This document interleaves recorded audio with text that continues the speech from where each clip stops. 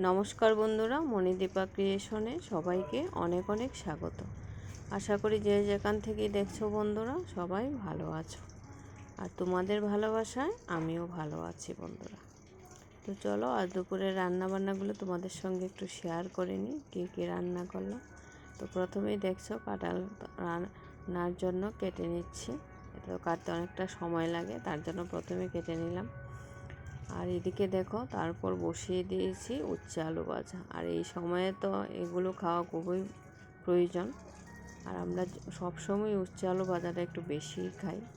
তো দেখো ভাজাটা নামিয়ে নিলাম, তারপর প্রতিদিনের মতো টকটা রান্না করে নিয়েছি।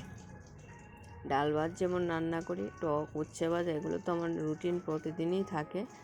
তো দেখো বন্ধুরা টকটাও কিন্তু আমার হয়ে গেছে, কমপ্লিট একদম নামিয়ে নিয়েছি। আর তারপর রান্না করব দেখো ওইদিকে পুঁটি মাছ ভেজে নিয়েছি। পুঁটি মাছ ভেজে একদম রেডি। এখন ছোটো আলু কেটে নিয়েছি, ছোটো আলুগুলো দিয়ে পুঁটি মাছটা রান্না করে নেব। তো তোমরা দেখতে থাকো কীভাবে রান্নাটা করি। আর নতুন বন্ধুরা যদি দেখে থাকো অবশ্যই লাইক কমেন্ট করে পাশে থেকো। আর বন্ধু হয়ে যে একটা কমেন্ট করে যে সুন্দর করে, তাহলে আমিও তোমাদের পরিবারে অবশ্যই চলে যাব। আর যারা যারা বন্ধু হয়ে আমাকে কমেন্ট করে আমি অবশ্যই তাদের সঙ্গে বন্ধুত্বটা করে নিই। তো দেখো এদিকে মশলাটাও ভালো করে একদম কষিয়ে তারপর ঝোলটা দিয়ে দিলাম। আর সবাই ভিডিওটা একটা লাইক দিয়ে সম্পূর্ণ দেখো প্লিজ। দেখো বন্ধুরা জলটা ফুটে উঠেছে, এবার দিয়ে দিলাম মাছগুলো। আর আলুগুলো একটু সিদ্ধ করে নিয়েছি গ্যাসটাকে আঁচটা কমিয়ে। আর এগুলো কিন্তু আমাদের পুকুরের মাছ, এমন তাজা ফ্রেশ মাছগুলো রান্না করলে কার না ভালো লাগবে বলো বন্ধুরা। আর উপর থেকে অল্প ধনেপাতা দিয়েছি, বাজারের ধনেপাতাগুলো নেই, তাই বাড়িতে যে ধনেপাতাগুলো আছে সেগুলো দিয়ে আজ রান্নাটা করে নিলাম। আর তারপর রান্না করব আজ কাঁঠালটা কেটেছিলাম, প্রথমেই দেখিয়েছিলাম। তো কাঁঠালটা একদম সিদ্ধ করে রেডি করে নিয়েছি, আর এটা নিরামিষ রান্না করব।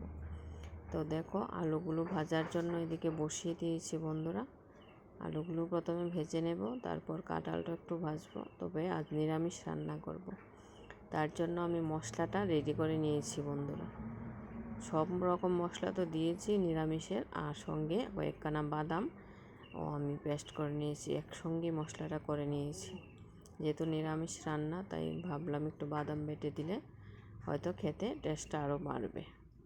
তো দেখো সব কিছু ভাজাভুজি হয়ে গেছে, এবার পুরনটা দিয়ে দিলাম, তেজপাতা আর পাঁচফোড়ন দিয়ে এখন মশলাটাও দিয়ে দেব। আর এই নিয়ে বন্ধুরা কাঁঠাল অন্তত 2-3 দিন তো আমাদের খাওয়া হয়েই গেছে। আর এখন তো সবাই সব কিছু একটু আগে আগে খেতে ভালোবাসে, তাই আমরাও রান্না করলাম কাঁঠালটা। দেখো বন্ধুরা একদম ভালো করে কষিয়ে নিয়েছি, তারপর ঝোলটাও দিয়ে দিলাম। তো দেখো আমার রান্না হয়ে গেছে, এবার গরম মশলা দিয়ে দেব আর অল্প ঘি দিয়ে নামিয়ে নেব। তো পুরো ভিডিওটা তোমাদের কেমন লাগলো কমেন্ট করে অবশ্যই জানিও। আর ভিডিওটা সম্পূর্ণ দেখার জন্য সবাইকে অসংখ্য ধন্যবাদ বন্ধুরা। তো দেখা হবে আবার নেক্সট ভিডিওতে।